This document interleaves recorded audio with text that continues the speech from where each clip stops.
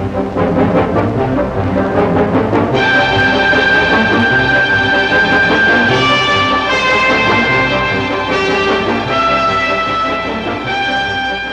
is Mike Wallace with another television interview in our gallery of colorful people. In television drama, few names have the prestige of that of our guest. Rod Serling is the only writer to have won 3 Emmy Awards for Requiem for a Heavyweight, Patterns, The Comedian. We'll talk to him about censorship in television, his fight to say what he believes, and we'll learn what he means by the price tag that hangs on success. Way back in 1951, when television was just a baby, a young man sat in a Cincinnati diner with his wife and came to a momentous decision. He decided to give up the security of his job and take a chance in becoming a freelance television writer.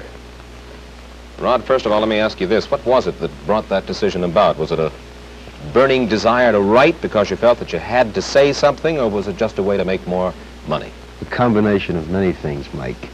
The immediate motive at the time, the prodding thing that pushed me into it, was that I'd been writing for a Cincinnati television station as a staff writer, which is a particularly dreamless occupation, composed of doing commercials, even making up letters of, what do they call it, to plug a product. Somebody has used it. Testimonial? Testimonial letters. As I recall, there was a drug, a liquid drug on the market at the time that could cure everything from arthritis to a fractured pelvis. And I actually had to write testimonial letters. And on that particular day, I just had it. And though I had been freelancing concurrent with the staff job, the best year I'd ever had, I think we netted about $700, which is hardly even grocery money. Yeah. And that one night, we just decided to, sink or swim and go into it. So you came here to New York? Not immediately. We stayed on 6 months, I guess, in Ohio, then came to New York. Started principally in Lux Video Theater, then live and half-hour emanating from New York. I did 11 shows for them, and I was sort of on my way from that point on. And what kind of stuff did you write? Because you said that it wasn't just the money, it was something that you wanted to say that you weren't getting a chance to say in Cincinnati. Well, in those days, Lux Video, as one show, was doing reasonably adult stuff.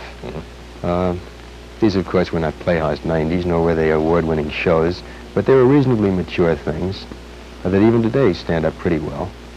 And I was doing Lux Video, craft theater, the early so-called pioneer days of television, which, of course, are hardly pioneer, but anything over 8 years old is pioneer style in television. You've come a long way since those early days, and perhaps more than any other writer, your name has figured in the classic battle of the, that is, television writer, the battle of the writer to be his own man.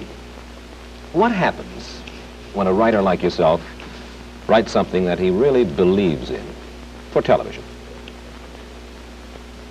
I'm not sure I understand the question, Mike. What happens, you mean, in terms of... Well, we hear a lot about censorship of the writer on TV. We've heard a good deal about it in your own case especially.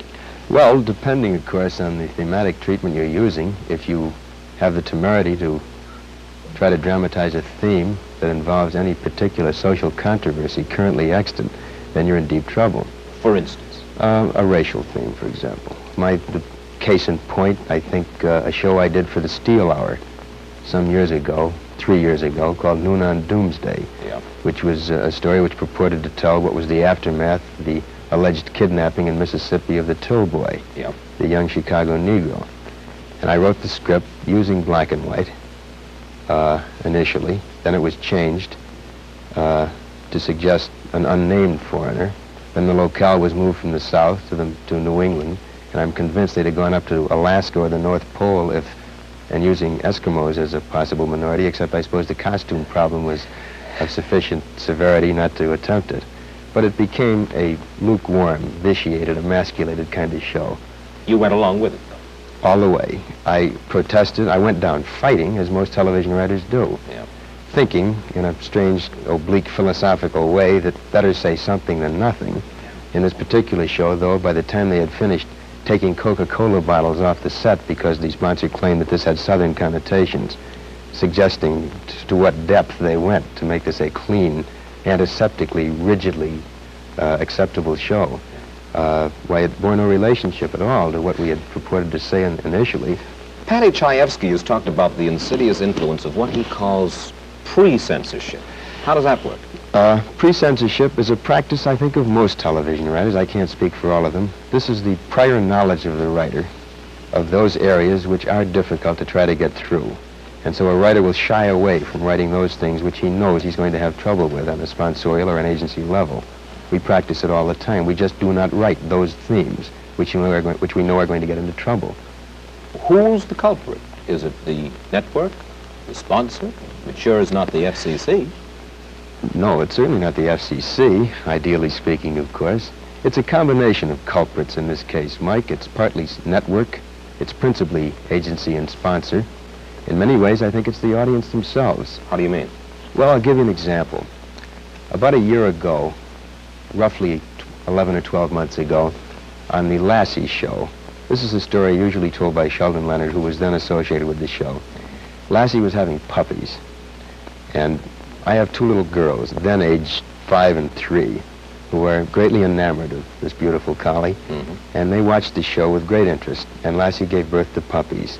And Mike, it was probably one of the most tasteful and delightful and warm things depicting what is this wondrous thing that is birth. And after the show, I think there were many congratulations all around, because it was a lovely show. The sort of thing I'd love my kids to watch, to show them what is the birth process and how marvelous it is. They got many, many cards and letters. Sample card from the Deep South, this was. If I wanted my kids to watch sex shows, I wouldn't have had them turn on that. I could take them to burlesque shows. And as a result of the influx of mail, many of the cards, incidentally, as Sheldon tells it, were postmarked at identical moments, all in the same handwriting, but each was counted as a singular piece of mail. And as a result, the directive went down that there would be no shows having anything to do with puppies, that is, in the actual birth process. Well, obviously, it is this wild lunatic fringe of letter writers that greatly affect what the sponsor has in mind. You can understand the position of the sponsor, can't you? In many ways, I suppose I can. He's there to push a product. He has a considerable stake, thus, in what goes on the air. Most assuredly.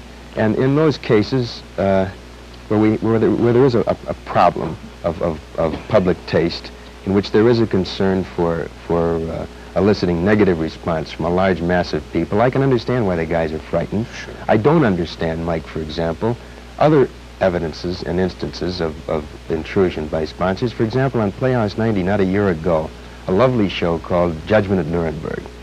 I think probably one of the most competently done and artistically done pieces that 90's done all year. In it, as you recall, mention was made of gas chambers. Yeah. And the line was deleted, cut off the soundtrack. And it mattered little to these guys that the gas involved in concentration camps was cyanide, which bore no resemblance, physical or otherwise, to the gas used in stoves. They cut the line. Because the sponsor was... He did not want that awful association made between what was the horror and the misery of Nazi Germany with the nice chrome, wonderfully antiseptically clean, beautiful kitchen appliances that they were selling. Yeah. Now, this is an example of sponsor interference which is so beyond logic and which is so beyond taste. This I rebel against. You've got a new series coming up called The Twilight Zone. You are writing as well as acting executive producer on this one. Who controls the final product, you or the sponsor? We have what I think, at least theoretically anyway, because it hasn't really been put into practice yet, a good working relationship, where in questions of taste, in questions of the art form itself, in questions of drama, I'm the judge, because this is my medium and I understand it. I'm a dramatist for television. This is the area I know. I've been trained for it. I've worked for it for 12 years. And the sponsor knows his product, but he doesn't know mine. So when it comes to the commercials, I leave that up to him. When it comes to the story content, he leaves it up to me. Has nothing been changed in the... We changed in 18 scripts, Mike. We have had one line changed, which again was a little ludicrous, but of insufficient basic concern within the context of the story, not to put up a fight. On a bridge of a British ship, a sailor calls down to the galley and asks, in my script, for a pot of tea, because I believe that it's constitutionally acceptable in the British Navy to drink tea. Yeah. One of my sponsors happens to sell instant coffee, and he took great umbrage, or at least minor umbrage anyway, yeah, with the idea of saying tea. Well, we had a couple of swings back and forth, nothing serious, and we decided we'd ask for a tray to be sent up to the bridge. But in 18 scripts, that's the only conflict we've had. Well, They've passed what? I mean, every script. Is pre-censorship, though, involved? Are you simply writing easy? In this particular area, no, because we're dealing with a half-hour show, which cannot probe like a 90, which doesn't use scripts as vehicles of social criticism. These are strictly for entertainment. These are pot boilers. Oh, no, I wouldn't call them pot boilers at all. No, these are very adult, I think high-quality, half-hour, extremely polished films. But because they deal in the areas of fantasy and imagination and science fiction and all of those things, there's no opportunity to cop a plea or chop an axe or anything. Well, you're not going to be able to cop a plea or chop an axe because you're going to be obviously working so hard on the Twilight Zone that, in essence, for the time being and for the foreseeable future, you've given up on writing anything important for television, right? Yeah. Again, this is a semantic thing. Important for television, I don't know. If by important you mean I'm not going to try to delve into current social problems dramatically, you're quite right, I'm not. You told Kay Gardella of the New York Daily News this. You said, professionally, I don't think Twilight Zone will hurt me, but I must admit I don't think it'll help me either. I'm stepping out of the line of fire. You've had it as far as trying to beat your brains out. Would you just read me the first two lines, Mike? Professionally, I don't think Twilight Zone will hurt me, but I must admit I don't think it'll help me. I never said that. I'm convinced it'll help me. I have great pride in the show. In 11 or 12 years of writing, Mike, I can lay claim to at least this. I have never written beneath myself. I've never written anything that I didn't want my name attached to. I have probed deeper in some scripts, and I've been more successful in some than others. But all of them that have been on, you know, I'll take my lick. They're mine, and that's the way I wanted them. Somebody asked me the other day if this means that I'm going to be a meek conformist, and my answer is no. I'm just acting the role of a tired nonconformist. And I don't want to fight anymore. I don't want to fight anymore. I don't want to have to battle sponsors and agencies. I don't want to have to push for something that I want and have to settle for second best. I don't want to have to compromise all the time, which in essence is what the television writer does if he wants to put on controversial themes. Well, then why do you stay in television? I stay in television because I think it's very possible to perform a function of providing adult, meaningful, exciting, challenging drama without dealing in controversy necessarily. This, of course, Mike, is not the best of all possible worlds. I am not suggesting that this is at the absolute millennium. I think it's criminal that we're not permitted to make dramatic note of social evils as they exist, of controversial themes as they are inherent in our society. I think it's ridiculous that drama, which by its very nature should make a comment on those things that affect our daily lives, is in the position, at least in terms of television drama, of not being able to take this stand. But these are the facts of life. This is the way it exists. And they can't look to me or Shaefsky or Rose or Gore Vidal or J.P. Miller or any of these guys as the precipitators of the big change. It's not for us to do it. Of course, Shaefsky got out of television. Yeah, he did. And I can't knock that. I think this takes a relative degree of guts to leave a medium that's made you as sociable, as a kind of a household name. Patty was the first guy to kind of lend stature to the television writer. Prior to Patty Shaefsky, most of us were considered to be two-headed hacks who worked around the clock and used boy-girl situations in any one of 5,000 different routine manners. But Patty gave us a stature. And I respect Patty's decision to leave. He felt that he wasn't satisfied with doing things half-best. Do you think you could make it outside of television? Me? Yeah. I'm not sure I could. And I suppose this is an admission of a kind of weakness, or at least a sense of insecurity on my part. I've never had a Broadway play produced. What few motion pictures I've written have been somewhat less than spectacular. And I suppose I stay in the medium partly as an admission of I want to stay in the womb. This is the medium I understand. These are the tools and techniques that I've been versed in for many years. Maybe I don't want to, get stuck up on the board and get shot at with darts in a Broadway play when I'm not sure I'm prepared for it. But Patty was willing to take the chance. Gore Vidal writes novels. Bob Arthur did Broadway. What about you and novels? Ultimately, I'd love to write a novel, and I think next year I'll start my play. Requiem was under option. It was written as a play, and I gave them their money back, and I want to do it over again. But I stay in the medium also because I happen to like the medium. Herb Brodkin, who was a TV producer who was associated with some of your earlier plays, has said this about you. He said, Rod is either going to stay commercial or become a discerning artist, but not both. I remember the quote. He gave it to Gilbert Milstein when Milstein was doing a profile on me in the New York Times. I didn't understand it at the time, I failed to achieve any degree of understanding in the ensuing years, which are 3 in number. I presume Herb means that inherently you cannot be commercial and artistic. You cannot be commercial and quality. You cannot be commercial concurrent with having a preoccupation with the level of storytelling that you want to achieve. And this I have to reject. I think you can be, I don't think calling something commercial tags it with a kind of an odious suggestion that it stinks, that it's something raunchy to be ashamed of. I don't think if you say commercial means to be publicly acceptable, what's wrong with that?